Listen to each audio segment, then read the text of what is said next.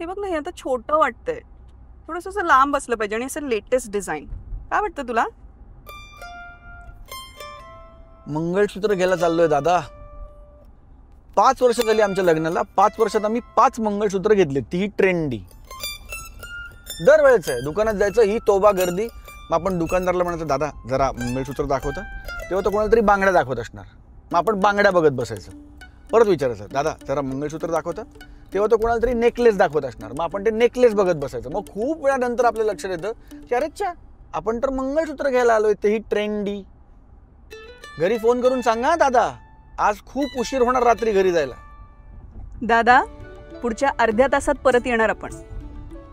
PNG jewellers आहे, मंगळसूत्राचं separate section असतं तिकडे.